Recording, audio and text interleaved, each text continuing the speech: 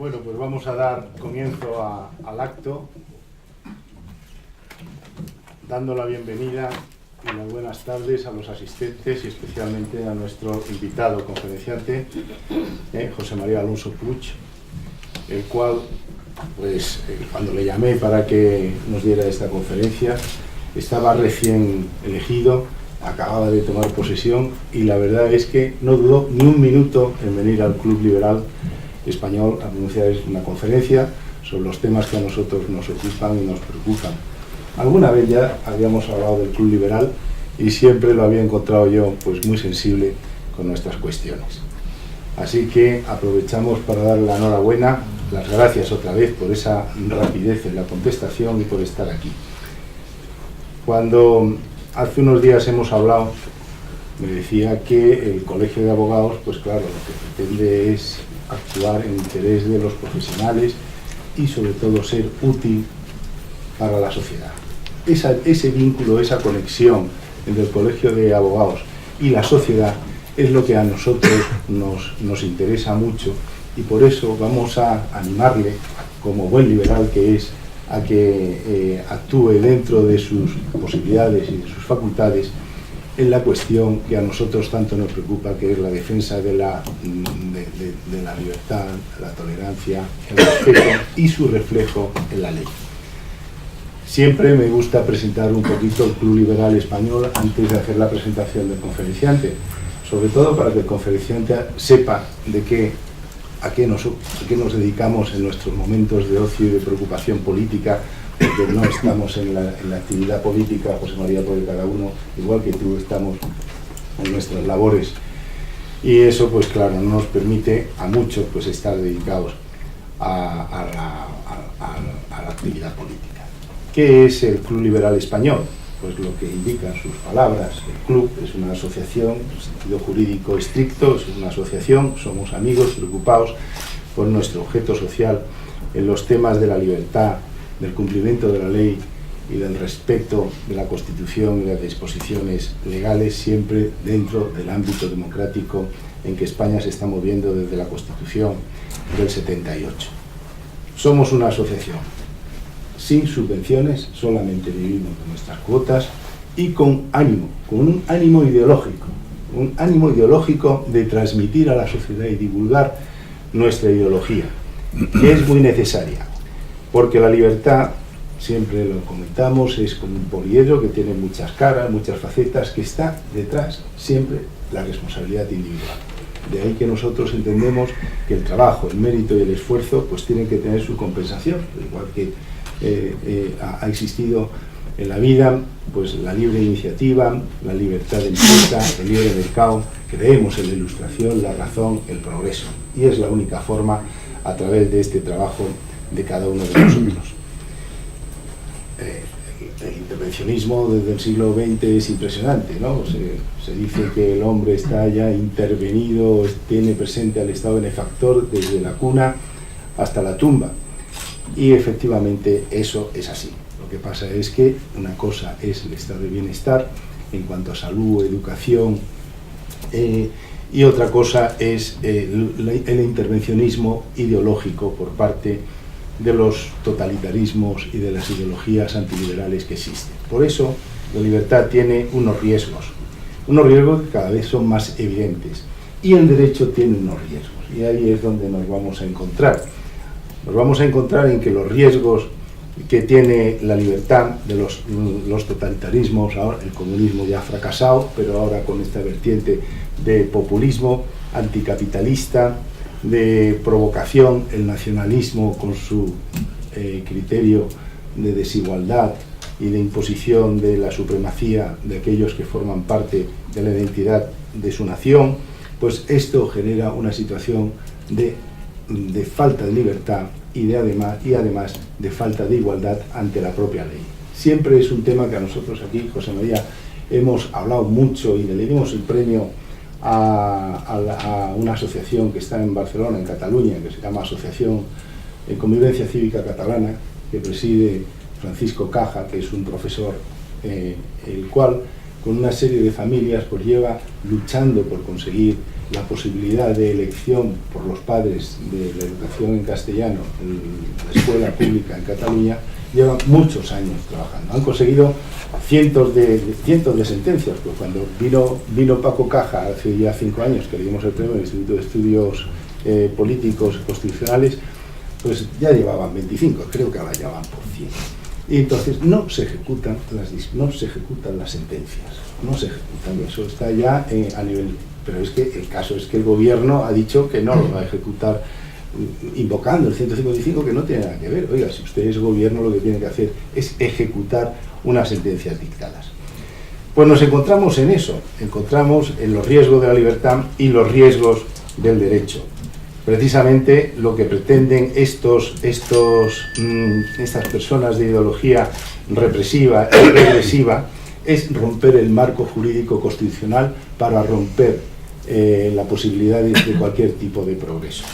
Es crear inestabilidad política, inestabilidad económica, crear una situación de desencanto que nos lleve a una situación pues muy incómoda, casi revolucionaria.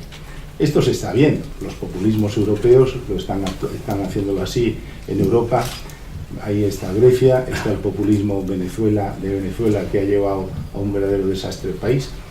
Y nosotros tenemos que tener mucho cuidado en esto. El problema de la memoria histórica, la comisión de la verdad que quieren crear, la ideología de género, la confusión, crear confusión de ideas y, como decía Cicerón, en el mundo del derecho tiene que ver pocas leyes y muy claras. Pues por eso precisamente, José María, a nosotros nos gustaría que el colegio pues tuviera esta sensibilidad. Nosotros como demócratas pensamos que el Consejo General del Poder Judicial pues no tiene que estar dirigido los miembros, los vocales elegidos por los políticos, sino que tiene que estar entre jueces, y si hubiera abogados pues no pasaría nada, sería estupendo. Luego el tema de los ocupas, la defensa de la propiedad. Hay que defender la propiedad, la propiedad intelectual, la propiedad industrial. Bueno, pues esas son las cosas con que nos encontramos. Además van a ser leyes las que se pretenden aprobar muy confusas, en donde la arbitrariedad y la discrecionalidad pues sean los elementos dominantes, con lo cual lo único que se genera es inseguridad jurídica, porque una ley lo que precisa es determinar con criterios objetivos el marco de actuación. Bueno, y dicho esto, pues ahora te voy a presentar a ti, ya nos hemos presentado a nosotros. Pues José María Alonso Puig, nuestro conferenciante de hoy, es el decano del Colegio de Abogados de Madrid, es socio abogado de Baker McKenzie en Madrid desde 2012. Ha sido socio director de Baker McKenzie desde 2013 a 2017. Actualmente es el director del Departamento de Litigación y Arbitraje y miembro de todos los comités directivos de arbitraje que hay a nivel europeo y a nivel global. Miembro también del comité directivo Spain Latam. Está calificado en nivel 1 en la Cámara Europea y Cámara Mundial desde 2007 a 2013. Con anterioridad a su etapa de Baker McKenzie, fue socio de Garrigues, de 1982 al año 2000 director del Departamento de Litigación y Arbitraje, del año 2000 al 2009 socio director de Garrigues, del 2009 al 2012 coordinador del área de arbitraje internacional y responsable de relaciones internacionales.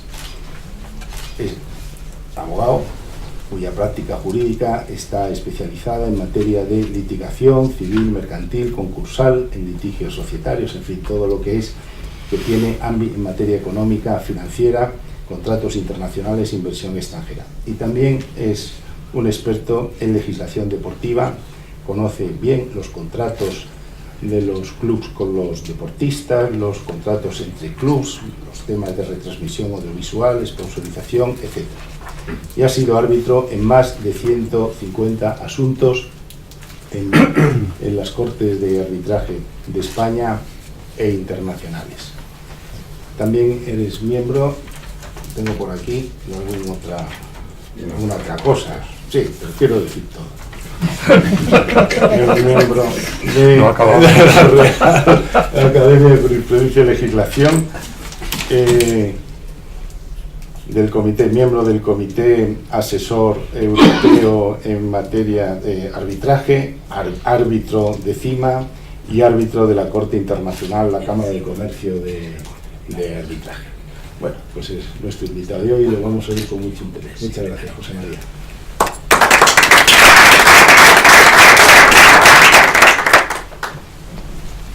Muchas gracias, Carlos, y muchas gracias por la invitación.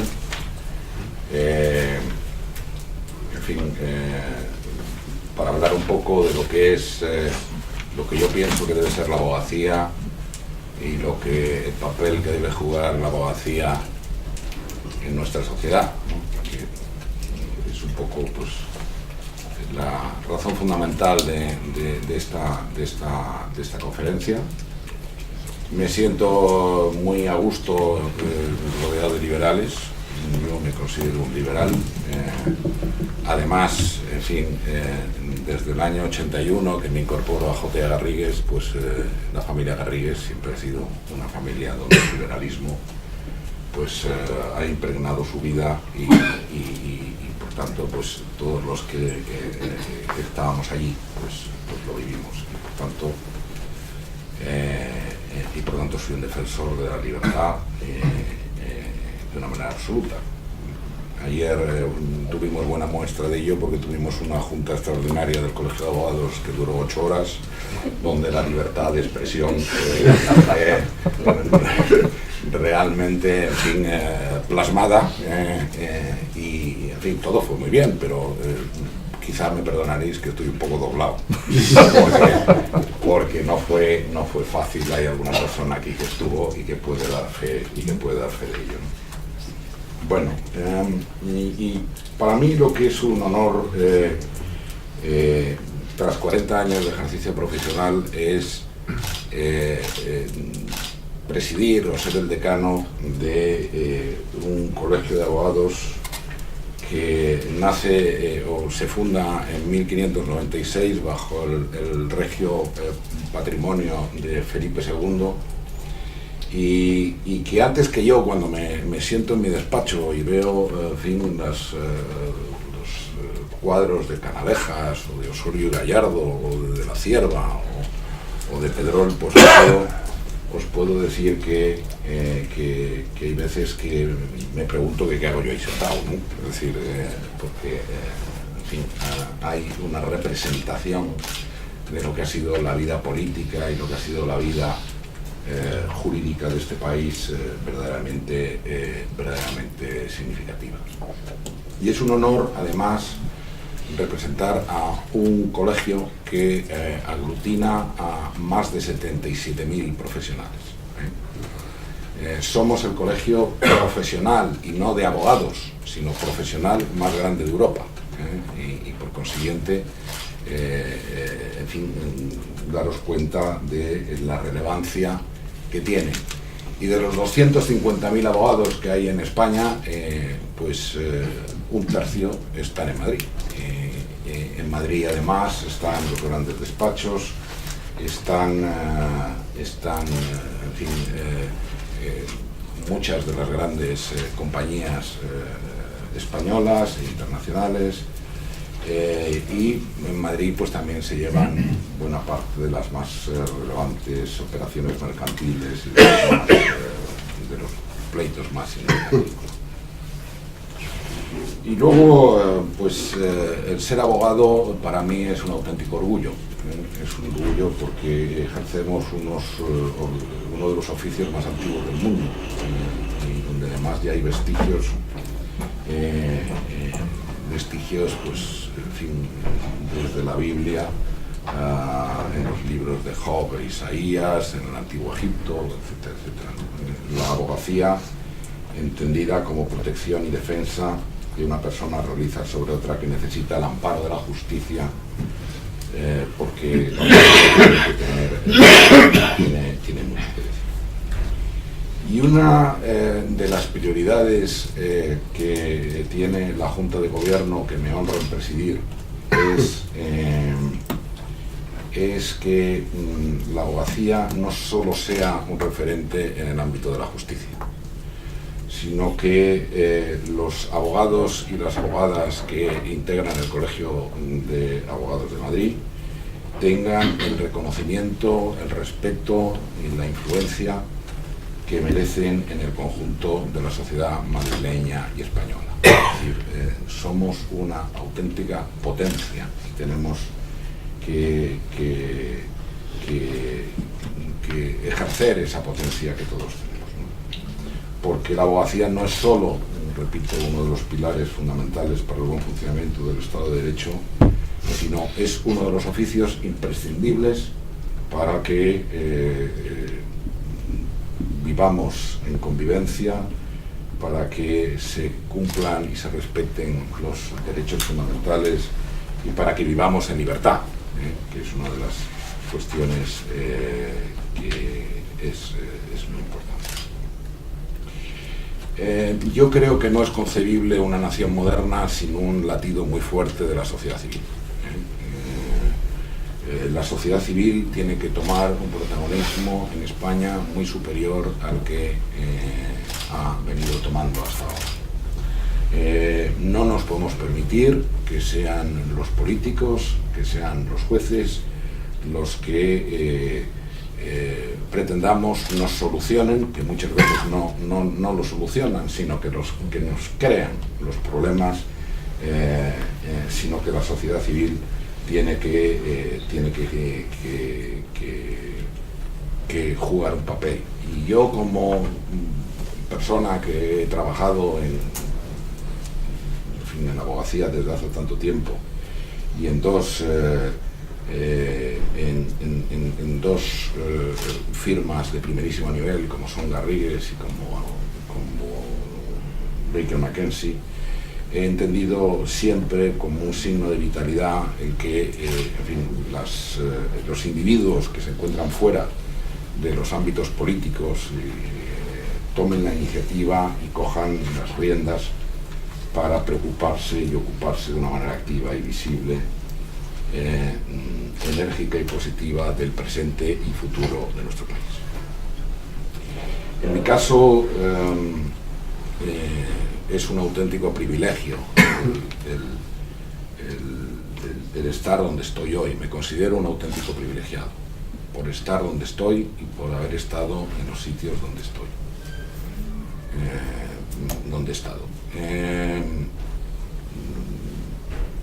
Y al final hay una máxima inglesa que a mí siempre me ha gustado mucho, que dice que la vida del hombre es plena cuando cumple tres fases, que es el learn, earn and serve. Bien, uno cuando llega a una determinada edad, si las cosas le han ido razonablemente bien, pues tiene cubiertas las dos primeras, o razonablemente cubiertas las dos primeras facetas del learn y el earn, y estamos en una tercera fase que todos, creo yo, tenemos la obligación, los que hemos sido unos privilegiados, que es la de servir. Y en este caso mi voluntad es la de servir a mi profesión, y sirviendo a mi profesión, servir a los ciudadanos y servir a mi país. Y por tanto, creo, como los miembros de este foro, que hay que insistir cada día en proclamar y defender la dignidad de la persona, crean los valores de la libertad individual, de la justicia, de la igualdad ante la ley, y creo que es bueno que España disponga de una democracia transparente, con instituciones que velen por el buen gobierno y en la lucha contra la corrupción. Y en eso el Colegio de Abogados de Madrid, como lo es el Club Liberal, somos instituciones que tenemos que jugar un papel relevante, cada uno en nuestra respectiva posición, para conseguir que estas defensas de estos valores de la libertad, de la justicia, de la igualdad, de la democracia, pues sean absolutamente respetables. Y por supuesto los abogados que somos la voz y el instrumento de defensa de los derechos fundamentales que están recogidos en nuestra Constitución. Y por otra parte veo como decano del Colegio de Abogados de Madrid el extraordinario potencial y el enorme valor, produciendo riqueza, produciendo generación de empleo, que el sector de la abogacía tiene en España y el peso que tiene que jugar en nuestra economía y en el propio tejido social. Hace pocos años en el Reino Unido los Ministerios de Justicia y Comercio elaboraron un informe bajo el título Plan para crecer promoviendo los servicios legales. Y en este informe los británicos decían con orgullo: la gente acude a nosotros porque sabe que encontrará un servicio de primera clase mundial, abogados altamente especializados y jueces expertos en tribunales especializados. La gente acude a nosotros porque entiende que una decisión de un tribunal británico está dotada de una garantía global de imparcialidad, integridad y fuerza ejecutiva, refiriéndome a este tema de la ejecución a la que antes te referías, Carlos. Y el informe añadía algunas cifras, que el sector legal generaba 23.000 millones de libras en el Reino Unido, que supone el 1,8% del PIB británico. Eso hace 8 años, que fue cuando vi el último informe. En la actualidad, en apenas una década, probablemente han triplicado ese volumen de negocio. Y por eso Londres, bueno, yo no sé de qué manera el Brexit les podrá afectar, pero ciertamente la potencia del sector legal hace que Londres en particular sea una auténtica potencia en el sector financiero. Y también los ministerios del Reino Unido añadían una observación muy aguda. Dice: no debe haber espacio para la complacencia, la competencia mundial por servicios legales se intensificará. Nueva York, Estocolmo, París, Ginebra, Dubái, Singapur y Hong Kong están listas para competir con Londres por ser centro legal de experiencia. Hagamos todo lo posible para proteger nuestra competencia y asegurar nuestro éxito. Entonces yo me pregunto, ¿por qué en España no se hace algo similar? Es decir, ¿por qué en España no se valora de una manera clara el valor que tiene la abogacía, la potencia que tiene la abogacía, la influencia que tiene la abogacía en el desarrollo de nuestra economía y en el desarrollo de nuestro sistema social?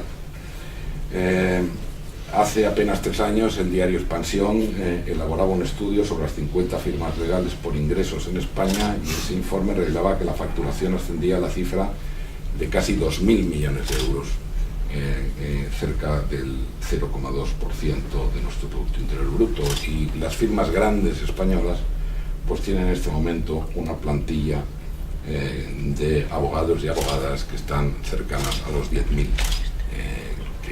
Estamos hablando de cifras muy significativas. Y es una muestra significativa del sector, pero conviene indicar también la cantidad de despachos de abogados de tamaño pequeño, de tamaño mediano, los autónomos, que están haciendo una aportación realmente extraordinaria.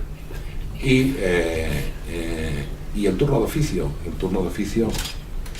Madrid en este momento aglutina a cerca de 5.000 abogados y que prestan un servicio a la ciudadanía absolutamente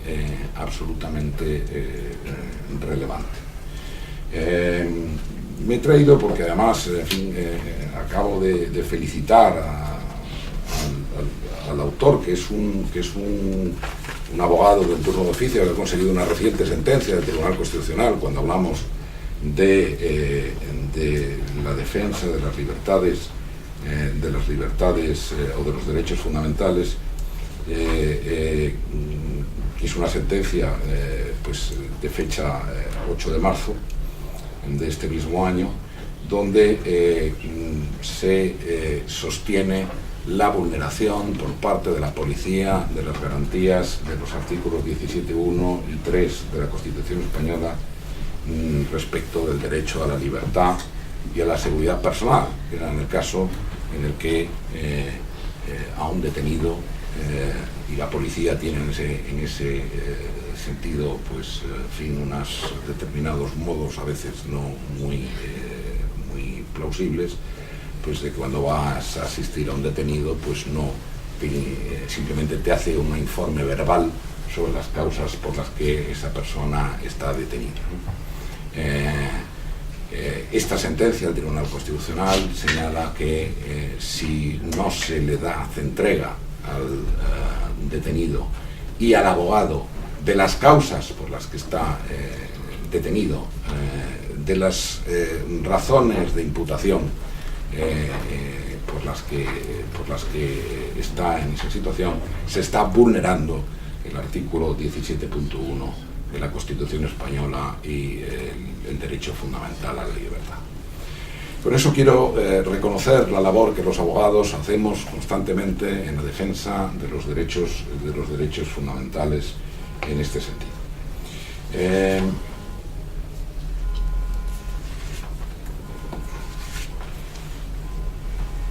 Perdonar. Bien, en otro orden de cosas, ya hace siglos que se percibía que los colegios profesionales, como el nuestro de abogados, resultaban fundamentales no solo para dar aliento a la democracia, sino para introducir nuevas demandas sociales, para aplicar para vigilar la aplicación efectiva de derechos ya reconocidos y para actuar como dique frente a un poder con la tentación de invadir espacios que no le corresponden. Y por tanto, vemos que el Colegio de Abogados debe no solo defender los intereses gremiales de los abogados que lo integran, sino que deben hacer una labor ad extra de defensa de los derechos fundamentales de los ciudadanos recogidos en nuestra Constitución. Yo cuando concurrí a las elecciones el pasado 13 de diciembre y cuando tomé posesión de mi cargo el pasado 8 de enero, lo hice desde la profunda convicción que tienen y la fuerza que tienen las personas cuando se asocian con una finalidad benéfica, con el pleno convencimiento de que las instituciones colegiales, fieles a su vocación y ambiciosas en sus metas, pueden convertirse en extraordinarios centros de referencia para la sociedad civil. Esta es una convicción y este es nuestro horizonte. Y estamos viviendo tiempos especialmente convulsos en nuestro país, especialmente convulsos y complejos. Tiempos en los que dirigentes democráticamente elegidos han atacado a la Constitución y un Estatuto de Autonomía como es el de Cataluña.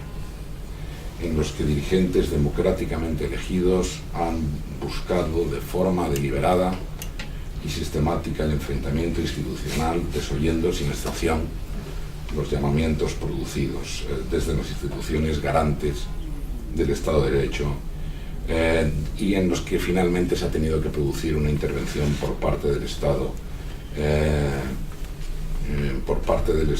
con la aplicación del artículo 155. Y en este contexto es donde se hace especialmente visible la presencia que la sociedad civil tiene que tener ante estas situaciones. Yo tengo la sensación, y lo he dicho muchas veces, hay veces que no les gusta oírlos, en fin, en mi caso a mi predecesora y a veces también en otros organismos de la abogacía, que yo creo que la abogacía no se ha pronunciado con la nitidez, con la voz y con la fuerza que se tiene que pronunciar en relación con estas situaciones en las que estamos viviendo. Y desde luego mi intención es el que así sea y el que nos pronunciemos de una manera muy clara. Yo lo primero que dije cuando asumí el decanato del colegio, que lo primero que iba a hacer era pedirle a la decana de Barcelona que quería ir a Barcelona y expresarle mi voluntad de poner todos los medios necesarios para que la abogacía madrileña pudiera contribuir a convencer a la sociedad catalana de las ventajas de vivir juntos, de las ventajas de trabajar unidos y de intentar respetar la Constitución y nuestras leyes. Y me voy mañana a Barcelona. Donde vamos a celebrar una reunión conjunta de las juntas de gobierno de los colegios de abogados de Madrid y de Barcelona.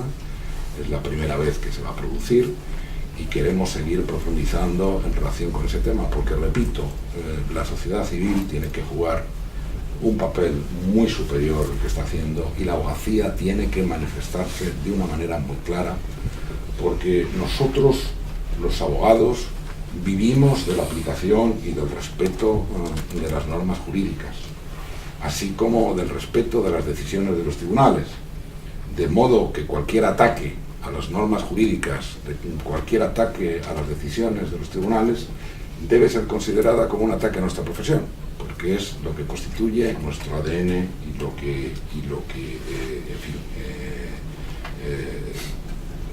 forma parte de la esencia de nuestra profesión. La abogacía tiene que tener una voz absolutamente potente y respetada por los poderes legislativo, ejecutivo y judicial. La abogacía ha de participar de una manera directa en toda la elaboración normativa que se haga en nuestro país. Yo siempre cuento con envidia que yo ayudé a hacer la ley de arbitraje de Costa Rica, y un día me vino el ministro de Justicia y me dijo, doctor, porque allí te tratan con una distinción que aquí lamentablemente no se nos trata, y esa es una de las cosas que ciertamente hay que conseguir. Doctor, hoy es un gran día. Y le digo, ¿por qué, ministro? Y me dice, porque el Colegio de Abogados ha dado el plácet al proyecto de ley. Bien, evidentemente en mis mejores sueños a mí me gustaría que el Colegio de Abogados tuviera que dar el plácet, o el Consejo General de la Abogacía Española tuviera que dar el plácet a las normas. No va a ser así, pero desde luego tampoco podemos ser alguien al que no se le escuche, al que no participe en esa elaboración normativa. Y así yo lo estoy expresando en todas las reuniones que estoy teniendo con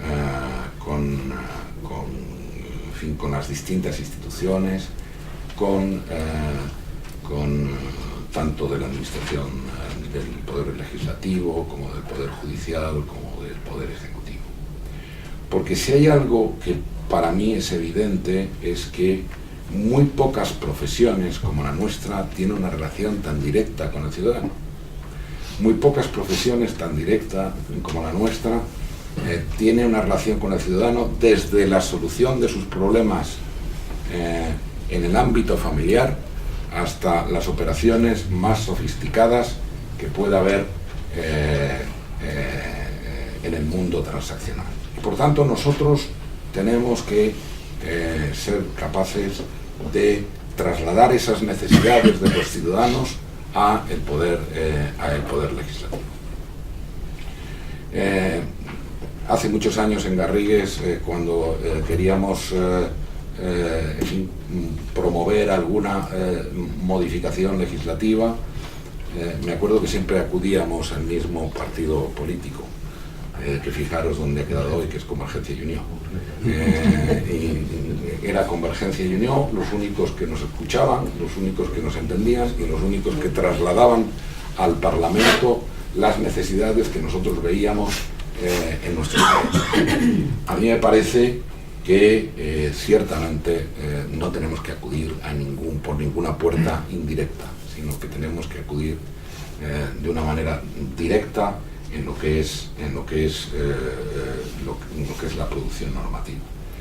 desde las cosas más pequeñas. Esta mañana estaba reunido con la alcaldesa de Madrid, que por cierto, el otro día me vino a ver Begoña Villacís, para decirme, decano, me gustaría el apoyo del Colegio de Abogados a una propuesta que queremos hacer en el ayuntamiento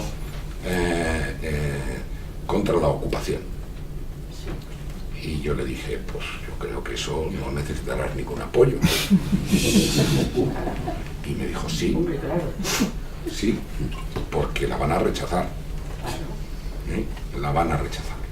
Es decir, cosa que a mí me sorprende de una manera absoluta. Es decir, porque además me decía que se están produciendo en Madrid zonas donde está volviendo la heroína, donde está volviendo la delincuencia, donde gente que se va de vacaciones vuelve, se encuentra con su casa ocupada, y que la policía evidentemente pues no hace nada a ese respecto, ¿no? Bueno, yo tampoco me sorprende mucho en fin, la posición de la alcaldesa, dicho sea con todos los respetos, porque yo hace muchos años planteé, cuando ella era juez, una demanda de desahucio por falta de pago, que es como la ejecución de una en fin, hipoteca por que no se paga, es decir, no ha pagado la renta y efectivamente dio lugar al desahucio, pero no al lanzamiento hasta que no se proveyera al arrendatario de vivienda digna. Evidentemente esa decisión fue revocada por la audiencia, pero por clara extralimitación. Por tanto, no me extraña que ciertamente tenga que venir un grupo a pedir el apoyo de la abogacía para la defensa de uno de los derechos fundamentales, como es el derecho de propiedad. Pero ciertamente el colegio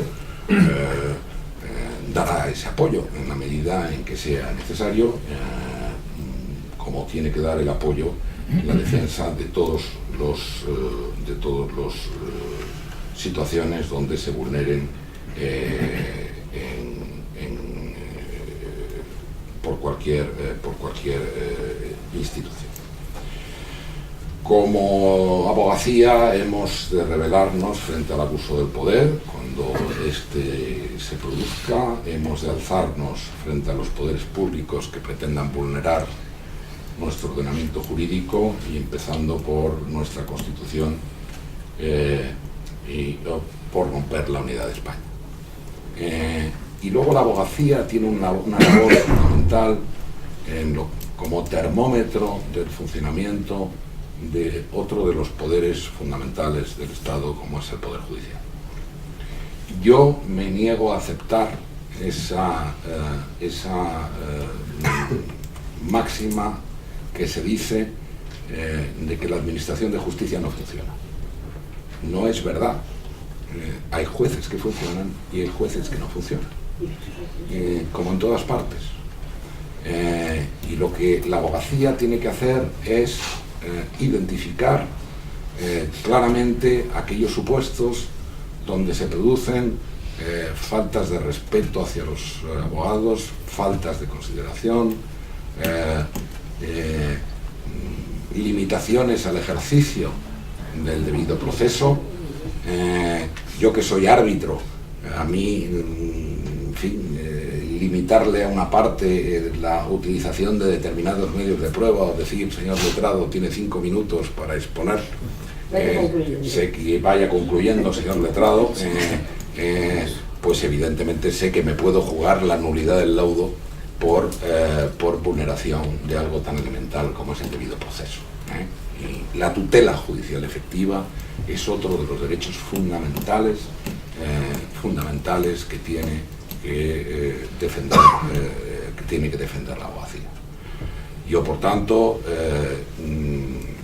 ya he tomado una posición, me he reunido con el presidente del Tribunal Superior de Justicia de Madrid, con el presidente de la Audiencia Provincial, con el juez decano de Madrid, lo haré con el presidente de la Audiencia Nacional, para decirles que el Colegio de Abogados de Madrid va a determinar aquellos supuestos donde se están produciendo disfunciones en el ejercicio por parte de determinados jueces, al mismo tiempo que el Colegio de Abogados de Madrid tiene que reconocer a tantos profesionales que hacen muy bien su labor, y tiene que decirles muchísimas gracias, señoría, por lo bien que lo está usted haciendo.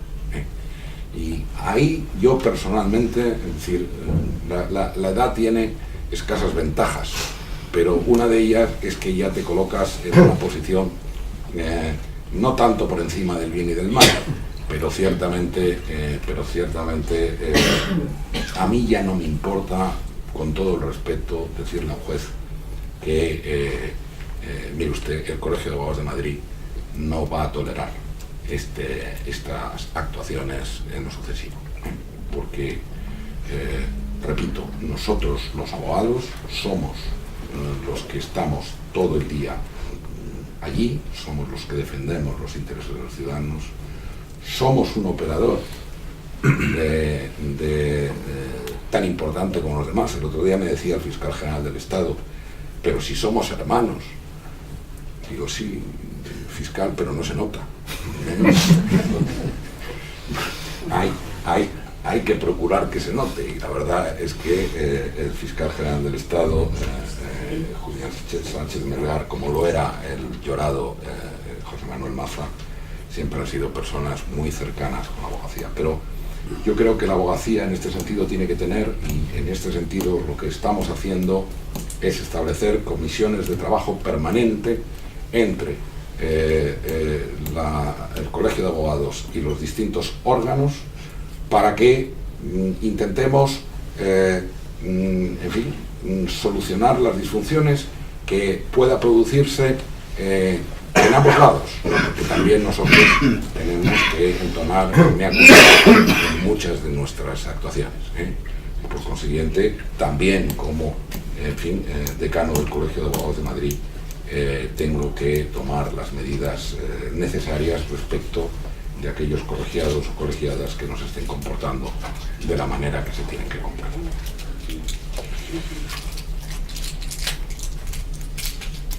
Creo también en el papel fundamental de la abogacía en la defensa de valores indispensables para nuestra convivencia, como es la presunción de inocencia, que en este momento está tan en entredicho. El secreto de las actuaciones judiciales no puede producirse estas filtraciones que constantemente se están produciendo, o la lucha, entre otras lacras de la sociedad, contra la violencia de género. Ciertamente la abogacía tiene que jugar un papel absolutamente fundamental en ese sentido. Debe servir de ejemplo para los demás sectores de la sociedad en la lucha por la igualdad de género y la conciliación entre la vida familiar y profesional que tan gravemente afecta a las mujeres. Para nosotros eso es una auténtica obsesión. No puede ser, lo he vivido en Garrigues, lo he vivido en Baker McKenzie, que entren un 60% de mujeres y un 40% de hombres, y entran por razones de currículum, lleguen a la condición de socias pues un 20% escasamente, porque no somos capaces de conciliar. Y en este sentido nosotros tenemos que luchar en esta materia. Empezando por los temas de lenguaje. Yo en esto estoy aprendiendo mucho, porque además a nada que me despisto, si no hablo de abogados y abogadas, colegiados y colegiadas, todos y todas, etc., puedo tener un cierto problema. Y gordo, porque además le llaman machista a nada que me haya eso. Pero ayer, por ejemplo, tomamos una decisión histórica, que es aceptar una proposición. Vamos a modificar los estatutos del Colegio de Abogados de Madrid y va a pasar a llamarse, cuando hagamos los estatutos y aprobemos, Ilustre Colegio de la Abogacía de Madrid. Con lo cual Yo creo que eso puede ser un avance en lo que es el tema de la igualdad. Creo también que la abogacía debe hacerse más presente en los medios de comunicación, haciendo oír su voz a través de ello, respetando naturalmente las distintas formas de pensar y las diferentes tendencias políticas. Pero tenemos que estar ahí. Tenemos una obligación clara de formación a los profesionales de los medios de comunicación.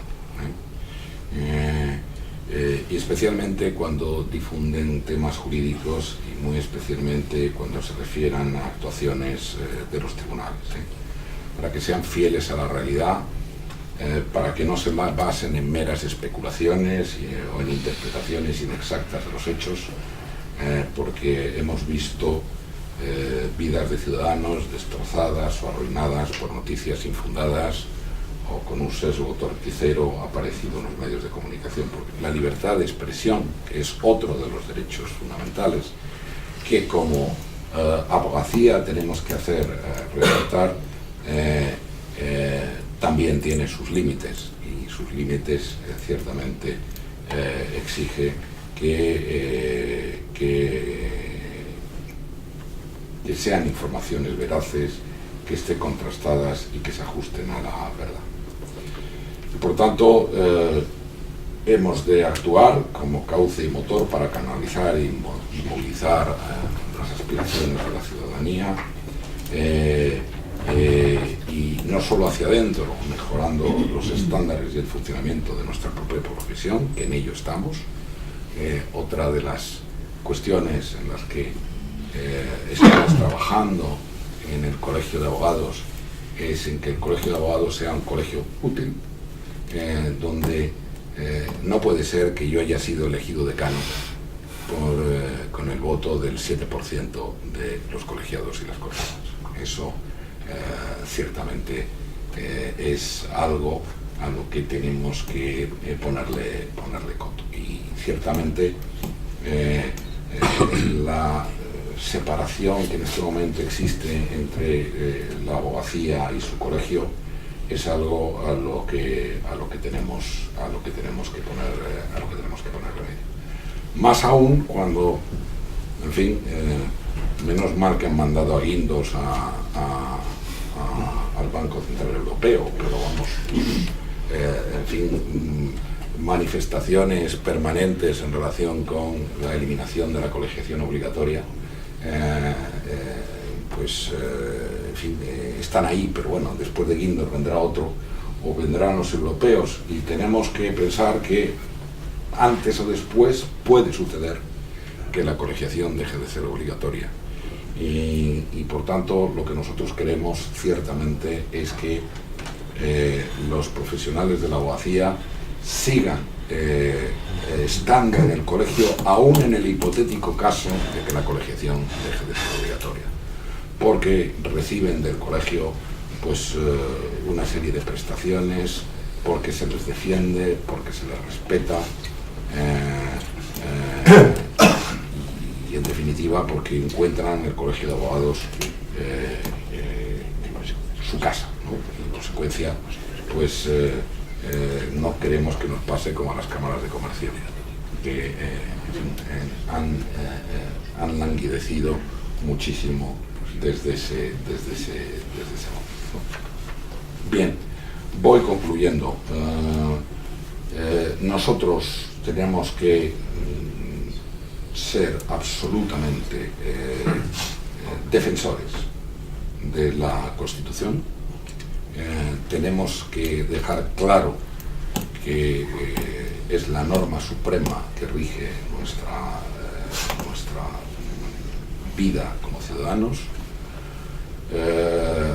y por supuesto si se quiere modificar la Constitución, pues habrá que modificar por los factores previstos en la misma, pero bajo ningún concepto podemos ver que en fin, la Constitución sea algo que en estos momentos parece que lo que sucedió en la transición política pues fue como una especie de, en fin, no sé, locura colectiva, donde ahora lo que sucedió hace 40 años, los que tenemos edad y lo hemos vivido, pues sabemos lo que supuso aquello y lo que supuso para la defensa de las libertades, de este país. Y por supuesto tenemos que ser como decía antes, un factor fundamental en la defensa del derecho a la tutela judicial efectiva. Tenemos que ser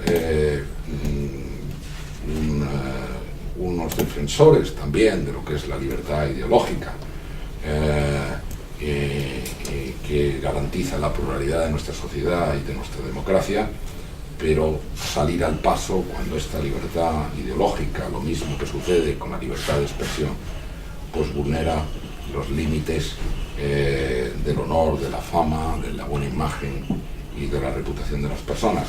Ciertamente cada vez es más difícil. Yo nunca había vivido un proceso electoral y todavía no estoy recuperado, porque además estas cosas, claro, yo envidio a Pedrol. Pedrol llamaba a Antonio Garrigues y le decía: Antonio, que vayan a votar. Y Antonio pasaba lista. ¿Ha votado? Sí, he votado. Si no ha votado, pues ya sabes a lo que eso. Entonces, pero claro, ahora hay una cosa que son las redes sociales, y las redes sociales es un auténtico infierno. Yo no las conocía, juré que me iba a salir de ellas, pero ya no puedo. Yo estoy dentro de la red del mundo de las redes sociales, y también el derecho tiene que, y la abogacía tiene que trabajar en nuevas formas para poder, abordar las nuevas situaciones que se están produciendo en la sociedad, como es el fenómeno de las redes sociales, ¿no? Y cómo se puede impedir que haya fake news, que haya burlos, que haya cosas que se llaman troles, de verdad algo que ciertamente pues va más allá de lo que es la libertad de información y que constituye muchas veces una agresión a la misma. Por tanto, no solo tenemos que hacer preservar la libertad que la libertad de expresión, pero que la libertad de expresión no se salte de determinadas normas en ese sentido, y eso hace también que la abogacía se tenga que plantear toda la cuestión de los nuevos derechos. Estamos viviendo situaciones, y eso para mí es otra de las grandes obsesiones, es decir, intentar preparar a los que ya somos analfabetos en determinadas cosas, pues no tenemos remedio para las nuevas generaciones a lo que se le viene encima, es decir, a todo lo que va a ser la robótica, todo lo que va a ser la inteligencia artificial. Ya hay máquinas, yo las he visto, donde tú le metes una demanda y la máquina te devuelve la contestación a la demanda, con los hechos todavía no acaban de aclararse, pero los fundamentos de derecho te los hacen de cine. Y por tanto, pues eso son situaciones donde los abogados y abogadas tenemos que anticiparnos a todas estas nuevas situaciones. Yo creo que también tienen que surgir nuevas oportunidades para que la abogacía pueda, desarrollarse y no se pierdan empleos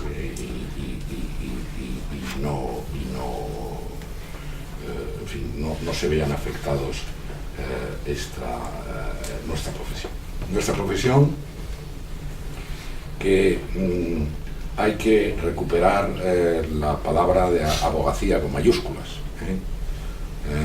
a mí, en reuniones que he tenido con decanas y decanos, la gran mayoría de decanas de las facultades de Derecho de las universidades de Madrid, me dice que está disminuyendo dramáticamente el número de estudiantes que quieren hacer la carrera de Derecho para ejercer la abogacía. O sea, estudiar Derecho con económicas o con otro tipo de cosas para dedicarse al mundo de la empresa, bien, pero Derecho para ejercer la abogacía, no. Y eso hay que recuperarlo. Tenemos que sentirnos de verdad orgullosos de ser abogados y abogadas. Tenemos que ser absolutamente orgullosos y en consecuencia pues es una de las misiones que yo me gustaría, en fin, el que recuperáramos ese orgullo y recuperáramos el papel que de verdad tenemos que tener en la asociación. Y poco más tengo que decir, Carlos. No sé si ya me he extendido demasiado,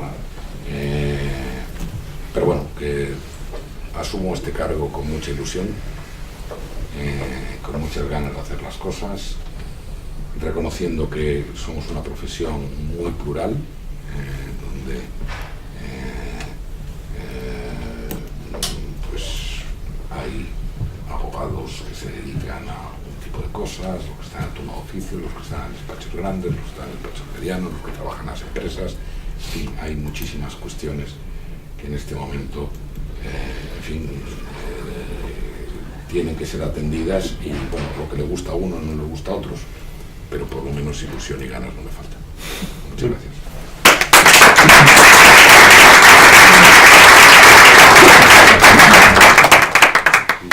Muchas gracias, José María. Luego te vamos a dar un regalo, ¿eh? Pero antes por eso he venido. Iniciamos un turno de preguntas. María Jesús Prieto Lafargue. Gracias al Club Liberal y felicidades.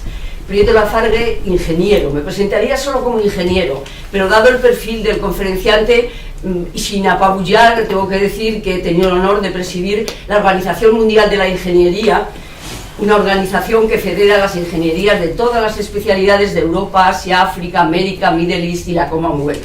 Y viniendo a casa, también el Instituto de la Ingeniería de España. Y desde esas dos tribunas privilegiadas siempre me llamó la atención que la abogacía no denunciara las desigualdades entre los ciudadanos españoles, el estrangulamiento que al progreso social y económico y el atropello a la Constitución que estaba haciendo el desarrollo que se hacía y que se hace del Estado de las autonomías. Con 17 asambleas legislativas que nosotros lo notábamos ante la Unidad de Mercado, etcétera, etcétera. Mi pregunta: el Colegio de Abogados, con toda la potencia de Madrid, con toda la potencia que dice, ¿va a tener algún gesto, va a presentar algo ante el Congreso de los Diputados en esta comisión parlamentaria que está en curso, ya veremos a dónde conduce, que se ha creado a petición del Partido Socialista para la evaluación del Estado de las autonomías? Y va a llamar o a traer la luz que sensibilice hacia esos atropellos a los derechos fundamentales de los españoles que está suponiendo el desarrollo actual del Estado de las autonomías. Muchas gracias. Bien, la idea del colegio, que además tiene que hacerlo en coordinación con el Consejo General de la Abogacía Española, porque ahí tenemos una situación en la que, bueno, pues hay veces que dicen que te excedes en tus competencias, pero en fin, yo soy un modesto letrado, pero represento a 78.000 profesionales. Y me decía, esto es una anécdota, pero cuando la primera vez que fui al Consejo General de la Abogacía Española, me dijo el decano de Tafalla: yo me presento porque tú eres el colegio más grande y yo soy el más pequeño porque tengo 60. Y dice, pero lo que pasa es que cada uno de mis 60 valen como 900 tuyos. Lo cual me sentó bastante mal. Me sentó bastante mal porque esa es una de las cosas que hay que cambiar, es decir, que aquí que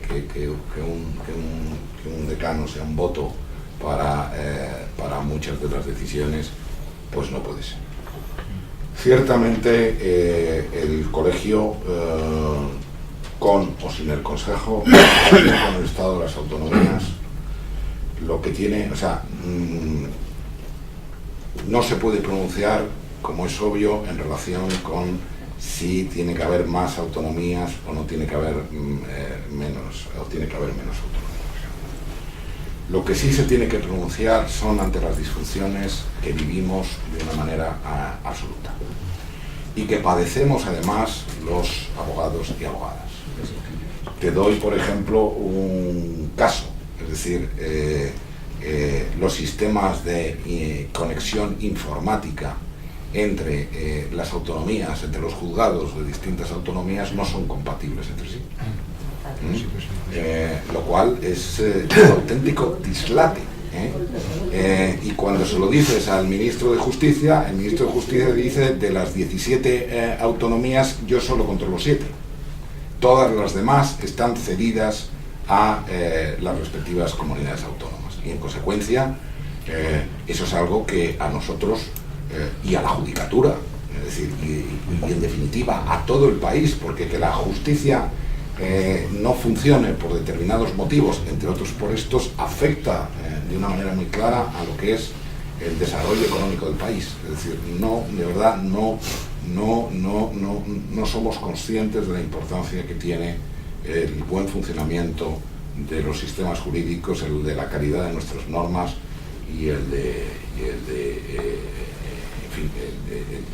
la efectividad de las decisiones judiciales. Por tanto, en relación con eso, en relación con situaciones normativas en comunidades que son distintas en unos casos y en otros, y que por tanto, en fin, al final tienes un lío en las normas que tienes que aplicar, de las que vienen las comunidades europeas, entre la legislación nacional, en la legislación autonómica, y bueno, las forales, por supuesto.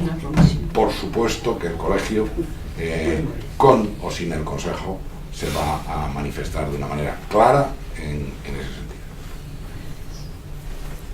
Javier Borrego, tiene la palabra.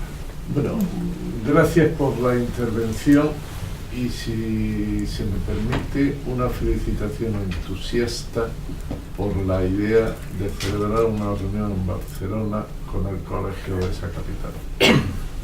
Como jurista echo de menos mucha presencia de los compañeros profesionales del derecho en otras esferas en esta región. Y después de esta felicitación, si puede ser, si no es indiscreción y si se puede contar, la idea de esa reunión mañana, que me parece muy loable, la idea es que termine con algún comunicado o solamente con fotos. Mi idea es que termine con un comunicado. Y desde luego, si el comunicado no, me gustaría que fuera un comunicado conjunto, pero si no, desde luego nosotros sí que haremos un comunicado. A mí me parece una cosa estupenda. He de decir que la decana del Colegio de Abogados de Barcelona, Eugenia Gay, es una persona estupenda. Yo viví en el día de San Raimón el espectáculo del señor Torrent diciendo una serie de barbaridades sobre que este país había vuelto atrás, que se habían suprimido las libertades, que había presos políticos. Lo primero que se produjo fue que su padre, que estaba ahí sentado, se levantara y se fuera, y que luego se levantaran el presidente del PSJ de Barcelona, el presidente de la Audiencia Provincial, el fiscal superior de Barcelona.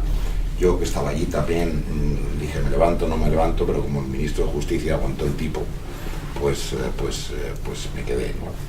Pero, y también se levantaron parte de los miembros de su junta. Yo viví en directo lo que es la división en este momento de la sociedad catalana, ¿no? Porque el vicedecano es el abogado de Sánchez. Yo quiero y creo que, en fin, con con la buena voluntad que tenemos todos, que podamos hacer un comunicado conjunto y que podamos, en fin, llegar a una serie de puntos.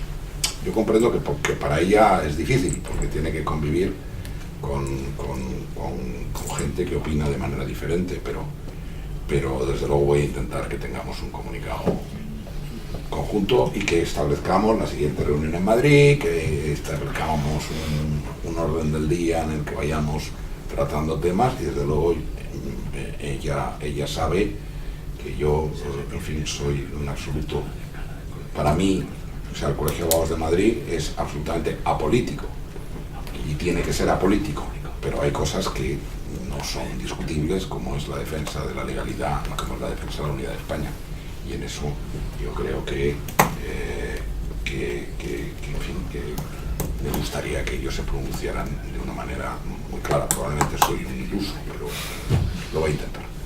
Pues bendita ilusión y entusiasta respuesta que anima muchísimo. Solamente una precisión.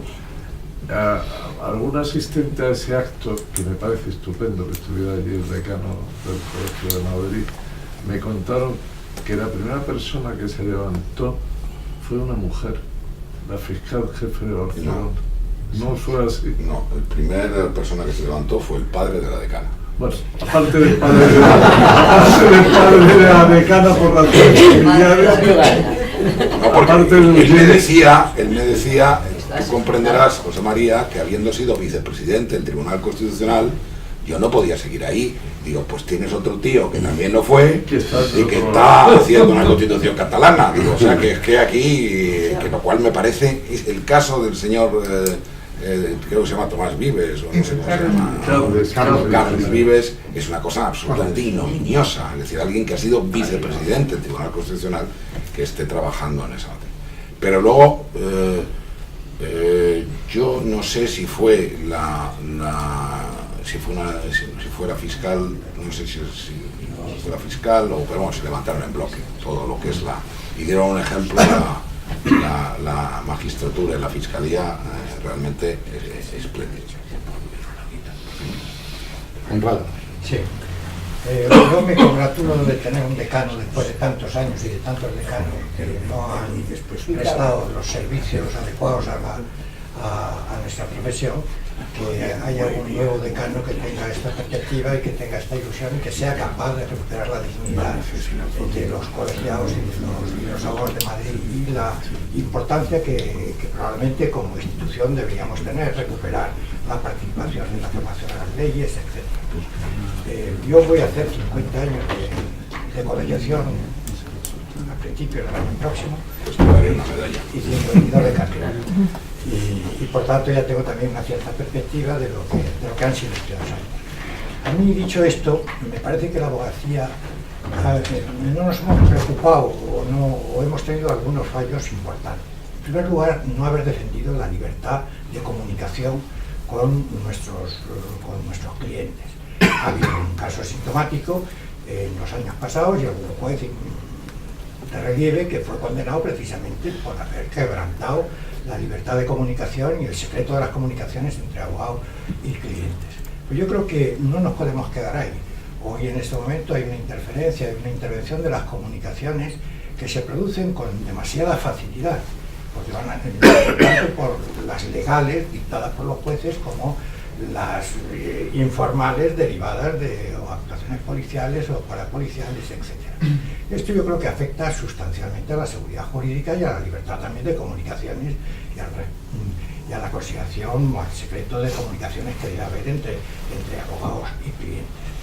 Y luego además, por otra parte, a mí hay una preocupación constante, que quizás lo que voy a decir es un poco fuerte, pero yo creo que se ha recuperado la sociedad española, los políticos han recuperado la vieja prisión por deudas, y esto no puede ser, es decir, fundamentalmente las deudas tributarias, es decir, esto yo creo que hay efectivamente puede haber delitos económicos, pero no esa situación que hay además con un efecto mucho más importante a mi juicio, que también con la intervención de las comunicaciones y en procedimientos de esta naturaleza y fundamentalmente, como digo, tributarios y de carácter económico, lo que se produce también es la propensión a procesar a los propios abogados.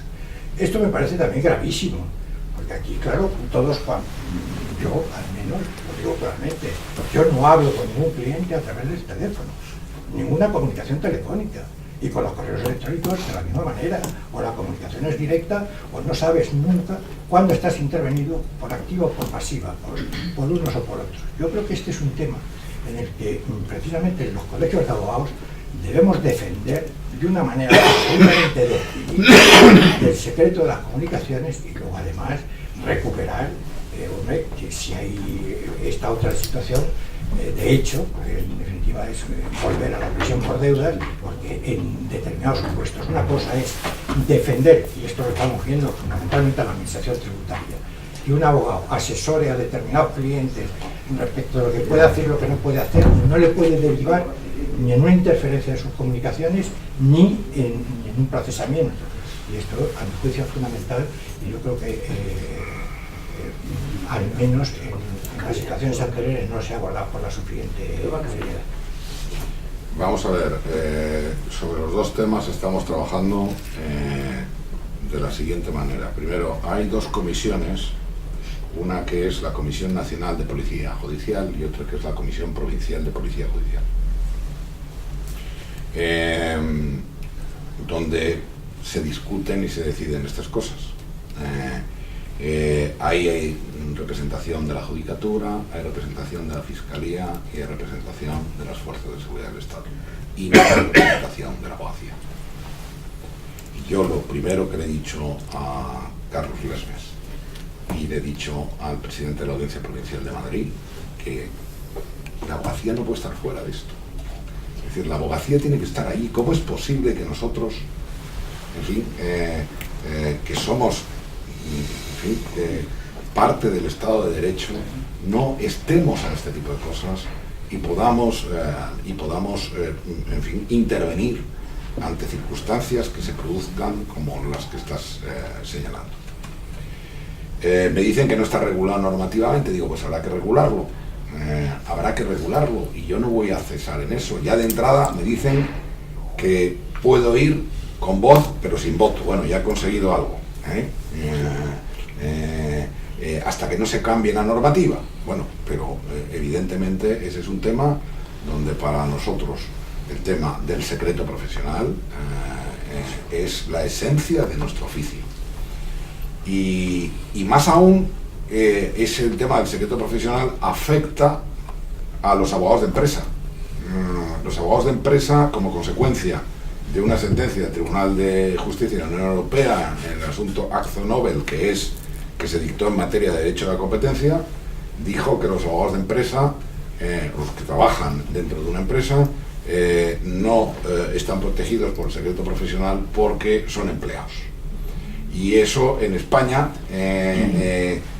una cosa que se dictó en el ámbito del derecho de la competencia se ha convertido en patente de corso, y por tanto los abogados de empresa viven en una auténtica situación de horror, porque claro, lo que le comuniquen a su jefe o le comuniquen a un compañero o que le comuniquen a de abajo, en teoría los fiscales, los inspectores de Hacienda, etcétera, etcétera. Y eso no puede ser, y el colegio tiene que poner pies en pared de una manera muy clara. Y por eso yo he metido dentro de la Junta de Gobierno a una diputada que es en fin, abogada de empresa, porque el tema del secreto profesional es muy importante.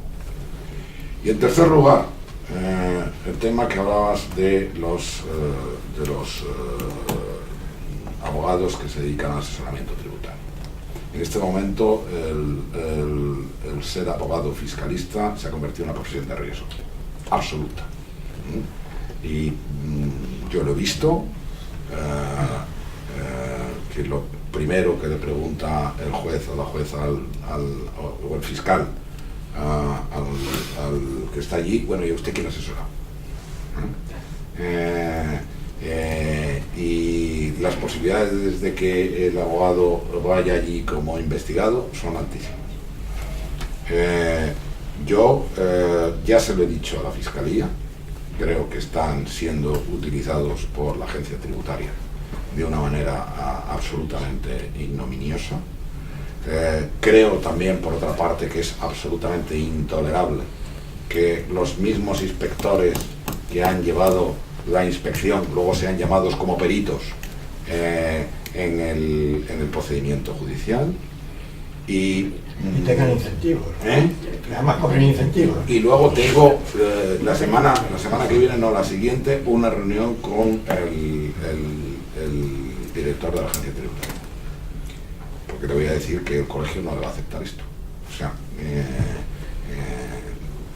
no se lo va a aceptar porque, o sea, si un abogado ha creado una estructura ilícita, pues evidentemente que lo pague. Lo que no puede ser es que, en fin, por el mero hecho de haber asesorado, te encuentres en una situación de riesgo como la que se está produciendo.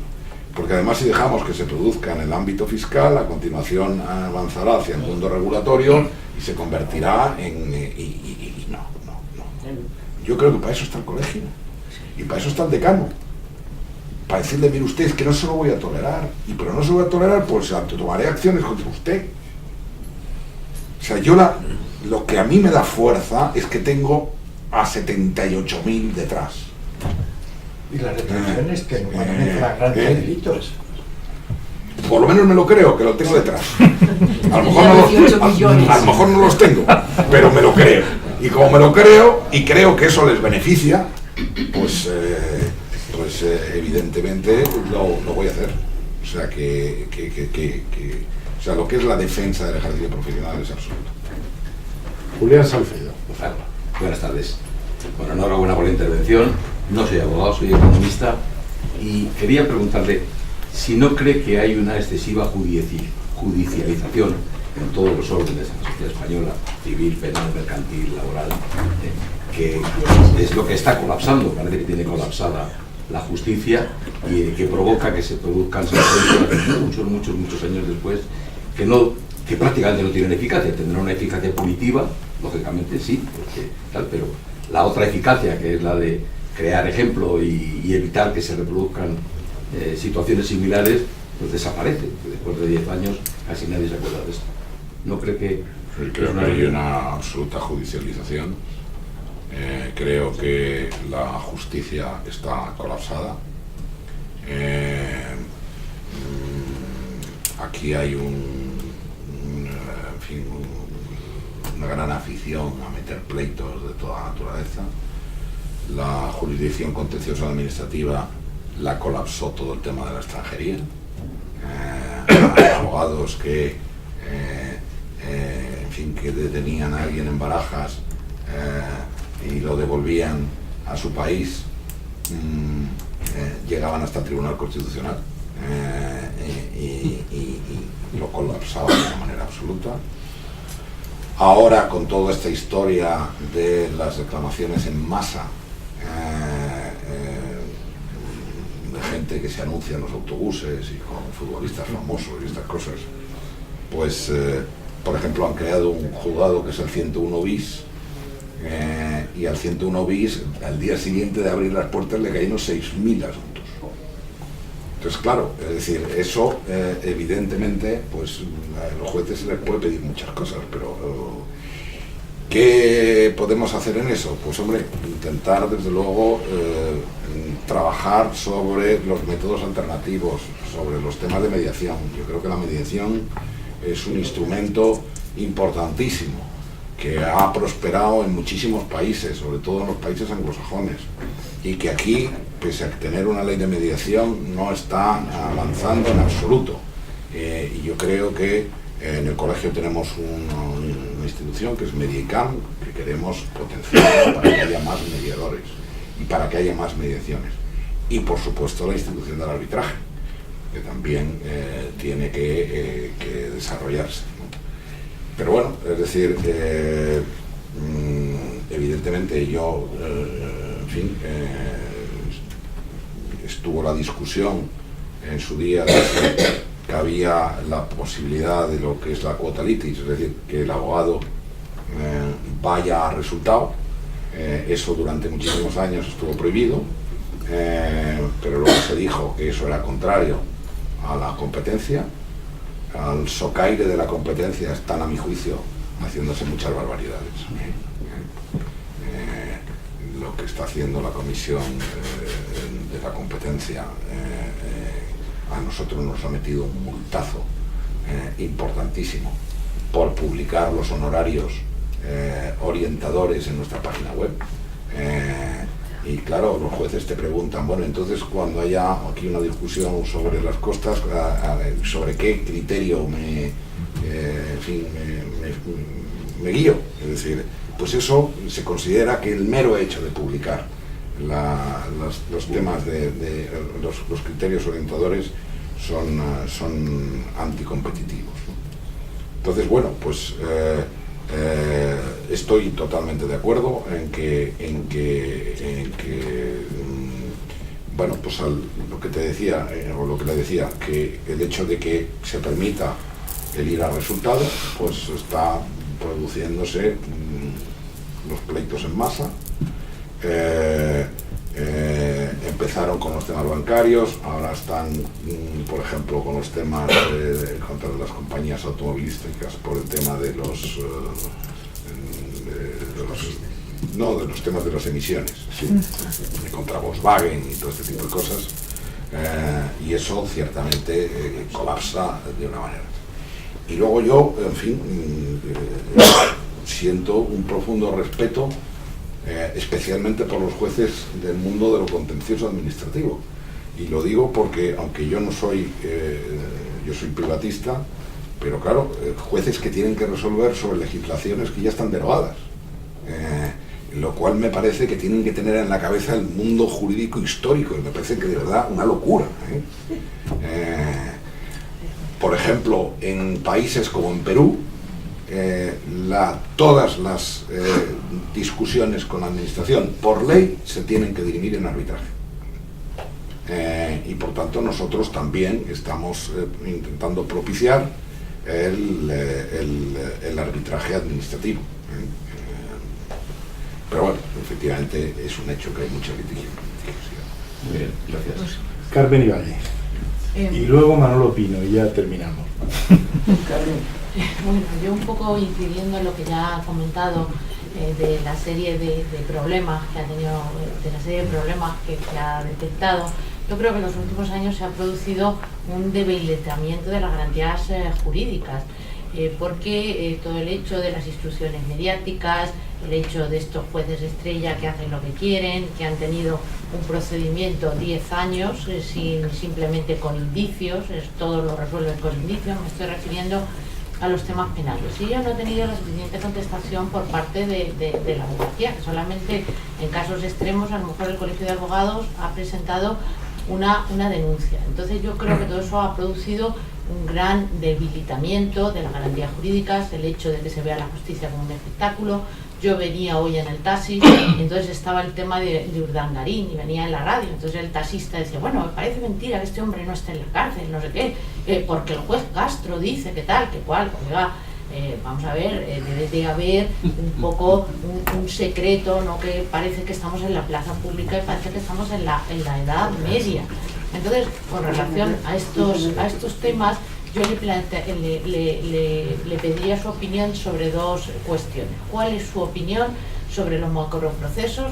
Y, en segundo lugar, ¿qué opina de esta mezcla que se está haciendo entre el derecho administrativo y el derecho penal como una forma de justificar delitos que son inexistentes? Entonces, por ejemplo, pues puede montarse un delito ecológico porque se ha informado o se ha dejado de informar un aire acondicionado, porque una guardería de unos niños pues resulta que pueden producir un delito ambiental.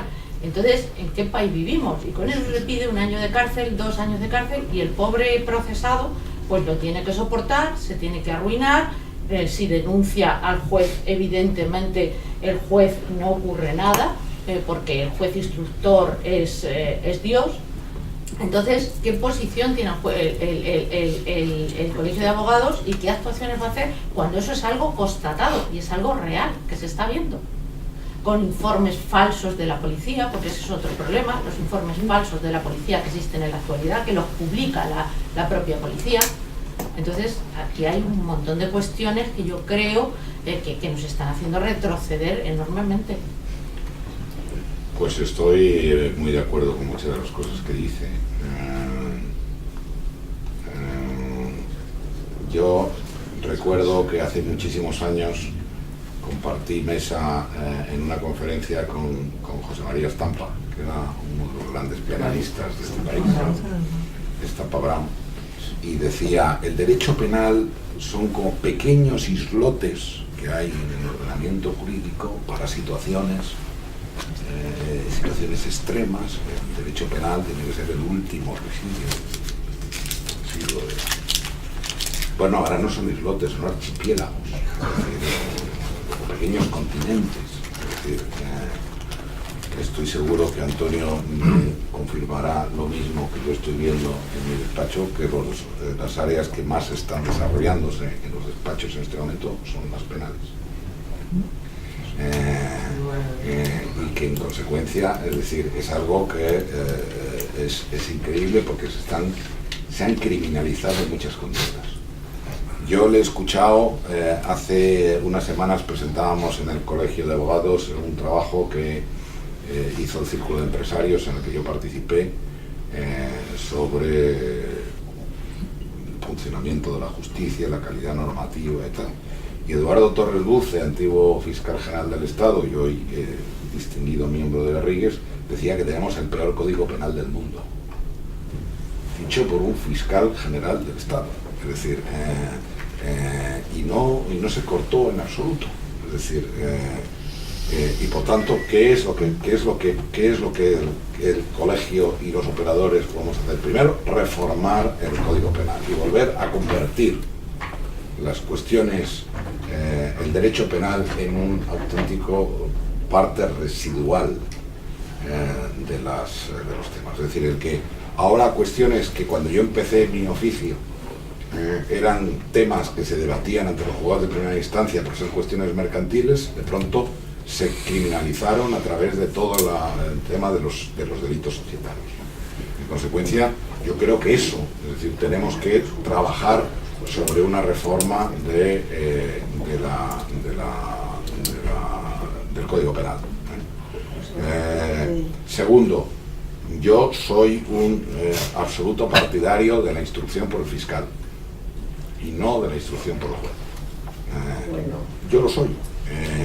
Yo cuando he ido... Sé muy pocos. Sé muy pocos. Partidarios. Bueno, yo lo soy porque no sé si a vosotros os ha pasado, pero cuando os sentáis delante de un juez instructor, tienes dos acusadores. El fiscal y el juez. Y eso es una situación inaceptable. O sea, el juez tiene que ser el juez. Y no, o sea, tú no puedes entrar en el despacho del juez y que ya esté el fiscal con él. O sea, esa es una situación absolutamente inaceptable. Y vea usted que usted y yo somos iguales, por mucho que lleve usted puñetas y un huevo frito aquí. Sí, entonces, a mí eso me parece. Entonces, por eso creo que es mejor que la instrucción se llevara por la Fiscalía y que el juez fuera un juez de garantías. Y yo creo que eso reduciría muchísimo ese tipo de cuestiones, ¿no? Y por supuesto, en fin, yo creo que los jueces y desde luego los fiscales, porque yo se lo pregunto a los fiscales, pero tenéis medios para llevar instrucciones de verdad bien hechas. Solo formular una querella cuando tengáis la convicción de que de verdad todo esto se ha producido y que el juez no esté contaminado, porque el problema es que hay una contaminación del juez en la instrucción. Es decir, aunque se quitó en su día, que antes era peor, el juez instructor era el que además sentenciaba, lo cual ya era la locura. Y ya se cambió y el juez instructor no puede sentenciar, pero están, a mi juicio, en ese sentido, pues en la mayoría de los casos que yo he visto, y respecto de los informes falsos de la policía, pues yo no lo sé. Lo que sí sé es que muchas veces la instrucción la lleva la policía. No la lleva ni el juez ni la lleva el fiscal, la lleva la policía. No puede. Bueno, pues son áreas donde realmente hay que trabajar. Que no es fácil, pero desde luego decididos estamos. No lo opino. Para finalizar, José María, darte las gracias nuevamente por estar aquí con nosotros y habernos ilustrado esta tarde con tu estupenda conferencia. Y quería preguntarte dos cosas al hilo de lo que se ha dicho. Hay un concepto que no está en el Código Penal, que es la alarma social, que últimamente están utilizando mucho los jueces para medidas cautelares, incluso alentados por la situación de los medios de comunicación, donde hay muchas condenas mediáticas en telediarios que los abren a la persona sin interpretar para nada la presunción de inocencia, y luego el problema de las detenciones televisadas, donde también aparecen personas que dañan su imagen, su honor, su intimidad, su presunción de inocencia, y yo creo que ahí la voz también del colegio tiene que ser fuerte.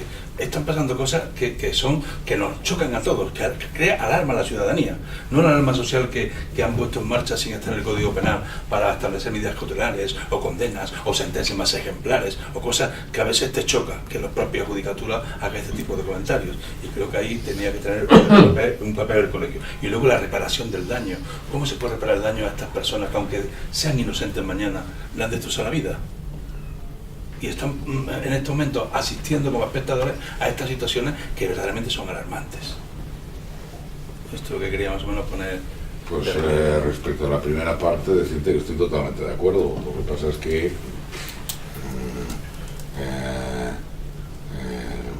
cómo se evita que esas filtraciones se produzcan, pues y que eso vaya a los medios de comunicación.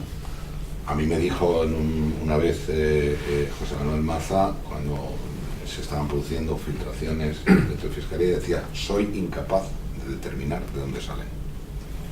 Digo, ¿y has puesto alguna denuncia en relación con el tema de las filtraciones? No había ninguna denuncia por parte de Fiscalía en relación con las filtraciones. Primero, porque muchas veces no saben dónde salen. Probablemente vienen, yo creo, de la policía, en la gran mayoría de los casos, y en la gran mayoría de la policía. Pero por supuesto, nosotros, cuando digo que tenemos que alzar la voz, pues la tenemos que alzar la voz contra, efectivamente lo decía antes, que usted, la libertad de expresión o la libertad de información son derechos fundamentales siempre y cuando no afecten al honor y a la dignidad de las personas y se carguen pues eso, la reputación y muchas veces la vida de las personas, ¿no? Por supuesto que el colegio tiene que tomar una posición, como en tantas otras. Yo no sé si tendremos éxito o no tendremos éxito, desde luego lo haré. Y en lo que es la reparación del daño, pues mi experiencia personal en casos donde se ha tenido a gente en prisión y luego se les ha absuelto y has exigido la responsabilidad del Estado, es que las cantidades que dan son absolutamente pingües, o sea, no se repara en absoluto. Muy bien. Pues vamos a levantar la sesión. Muchas gracias, José María.